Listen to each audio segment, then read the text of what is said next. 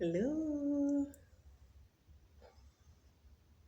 I'm sure we're fine and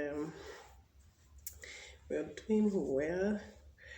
Uh, it's another time again with Intentional Woman, and my name remains Nobiro Daubra.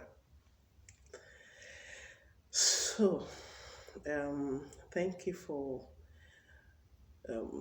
subscribing, for watching, for commenting, for liking, and for copying and sending the link to others to watch.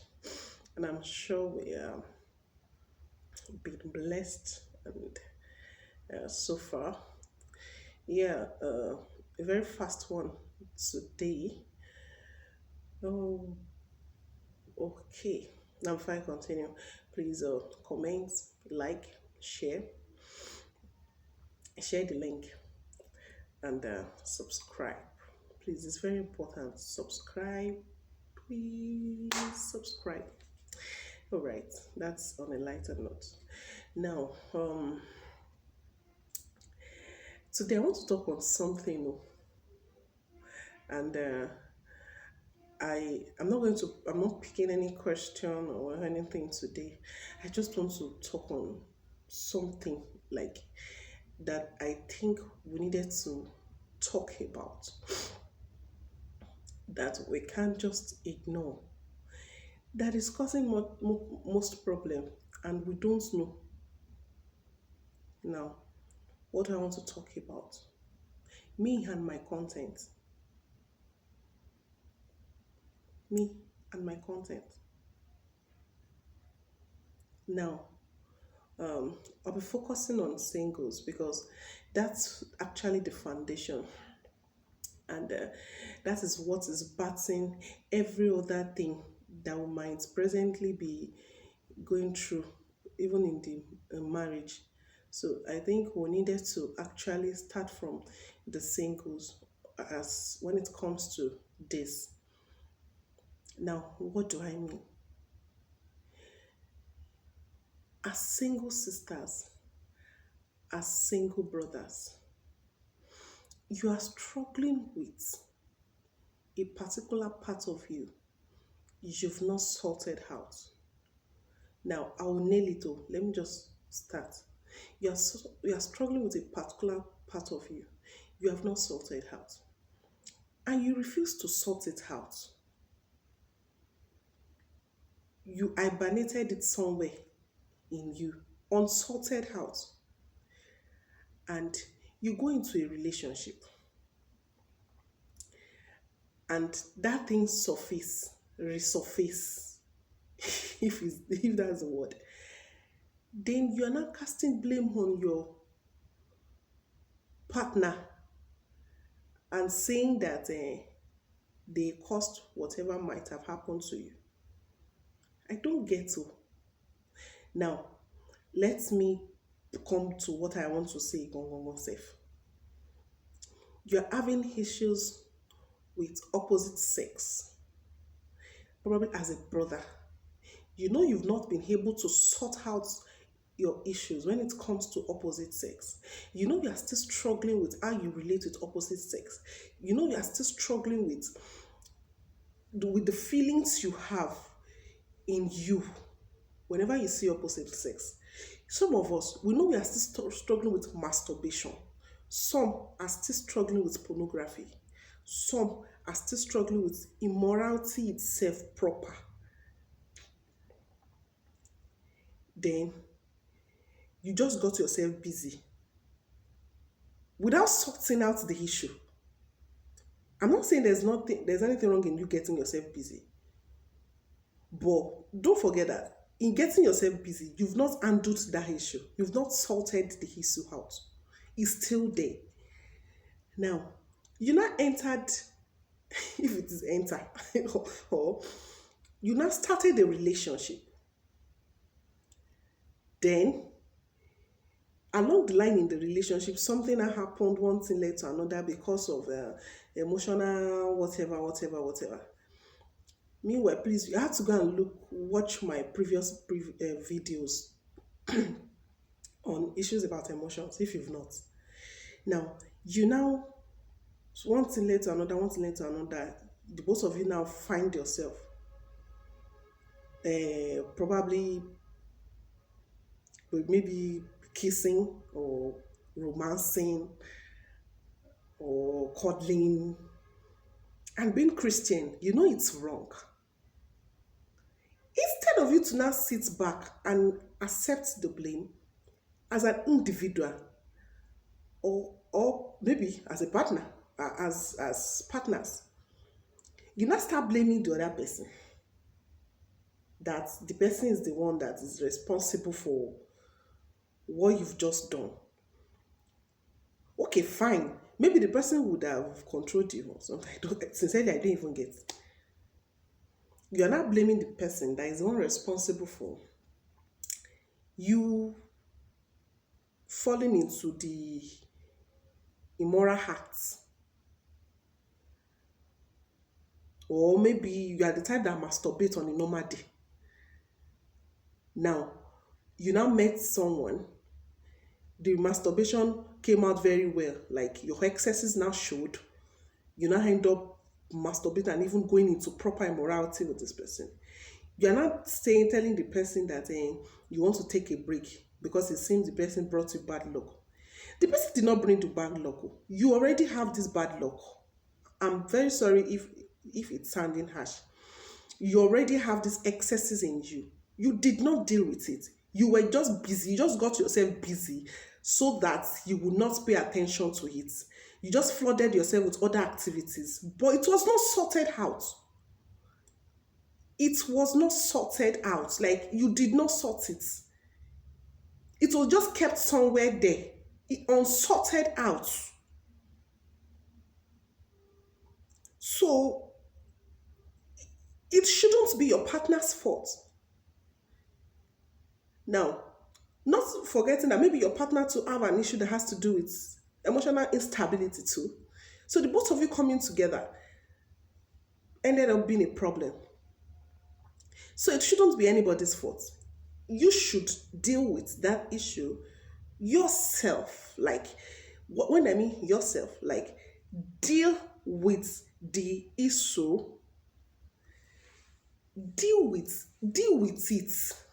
Spend time, pray. Don't get busy now without solving that issue, because it does not change the fact that it remains unsorted. Get time, pray, talk to spiritual persons that have gone or have gone through such experiences. Let them guide you. Deal with this thing once and for all. See yourself grow. See yourself affirming that you've gone out of it. Look for things, find out things that has probably been exposing you to such lives, and deal with it permanently. And don't blame people for your excesses. Don't blame people for your weaknesses. I don't know if you understand. Don't blame people for your weaknesses or excesses. It is your issue. Deal with it. If you were masturbating even before you started the relationship, when you get married, sex does not stop masturbation. You will still masturbate. If you are into any immoral acts before you get married, marriage does not stop you from not going into those immoral acts. You will still do it. If you watch pornography before you got married, if you start a relationship and you get married, you will still watch pornography. Marriage does not stop you from all of those things. It does not stop you from it. So, as a single, don't try and say one that you want to. One of the essence of one you wanted to get married is that so that you will sort out the issue, so that at least that aspect would be dealt with. Because the Bible says that if you know you cannot hold yourself, get married. No, sort it out. Sort it out before you start a relationship.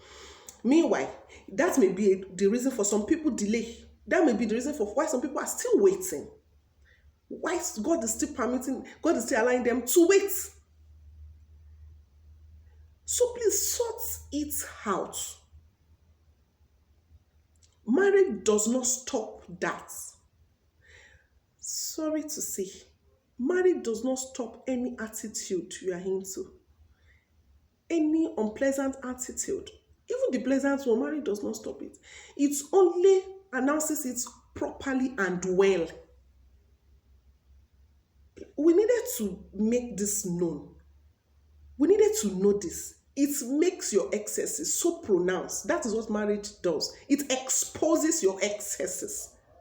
So whatever thing you think you are doing, whatever thing you think you've been doing over the years, and you feel like when I get married, I think I should be better when it comes to that, you will not get better, you rather get worse.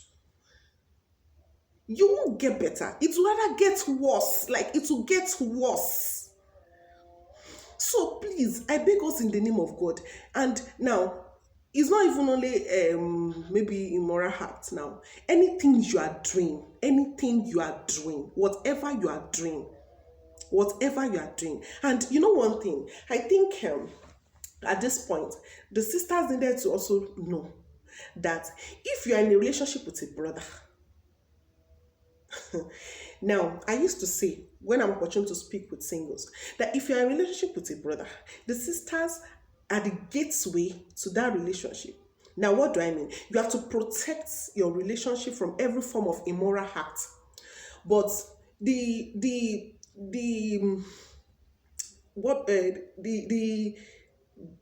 gift embedded in us that has to do with we protecting and guarding jealously what we have is being misused. So a lot of people be fighting for, this is my brother, this is my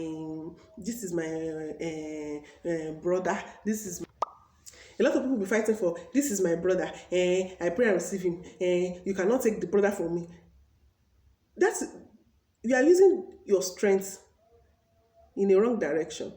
Protect your relationship from every form of sin. That is what makes you who you are. You cannot have sex in a relationship. You cannot have sex in a relationship. See, listen, you can't have sex in a relationship and you still want to maintain relevancy in your marriage with your husband or whatever. You see, it does not work like that. I don't know if you get what I'm saying. You can't be having any form of immorality in your marriage. You can't find yourself in any form of immorality in your marriage. Then you now get married and you want to start proving to a brother how spiritually filled, how spiritually loaded you are. All the time you were cutting at the time where you show your content to a brother. Meanwhile, brothers are moved by what they see. What they see. Now, your physical appearance attracts them. Your content sustains them, or your content keeps them. That's the word. Your content keeps them. What you have inside of you keep a brother. Not the physical appearances now. Yes, the physical appearances is part of it. Yes, it do keep them. But the truth is, your content for an average brother keeps a brother. An average man does not really know what he wants until when he sees you and see what you have in you. And if they don't see what you have in you, they will see it in someone else and they get attracted to that person, because at the point of discovering a woman or meeting a woman with content, a man easily can pick. A man can easily, when Adam was created, Adam was not the one that saw that he needed a woman. It was God that saw the need. It was God that saw that this man can't afford to just remain alone. And then God made him an helpmate. So it was when he saw Eve, he was like, wow, this is it. So even if you don't have the content in you, and he sees a woman that has it outside,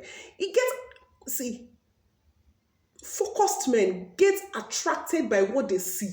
Focused men see beyond what you have on you. Focused men see beyond, they are moved by what they see. So they see. So what they are seeing is actually far beyond what you put on. distracted men that get attracted by what you put on. Meanwhile, once they are done by the admiration of what you put on, the next thing will be what you have in you. So if you're in a relationship, the essence of your relationship is the time you can prove who you are, the time you can actually make relevancy, the time you can actually make a man see that you are responsible. The time you can do that is when you are courting. You see, I'm trying to see how I can pass this message across. The time you can do that is when you are courting. So when you are courting, and all you do is always emotionally attached to a brother, always wanting to romance a brother, always wanting to show your affection and how you've missed him and how you loved him and how you care about him and how you do this.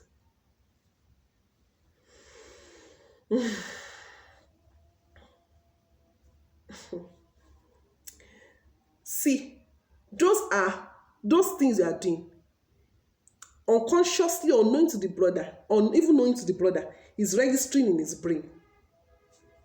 When the time comes, the unconscious thing that was registered in the unconscious mind will play out consciously to him, and it will not paint out to him what you were doing then it will paint out to him the you that is in you out of those emotional things you were doing.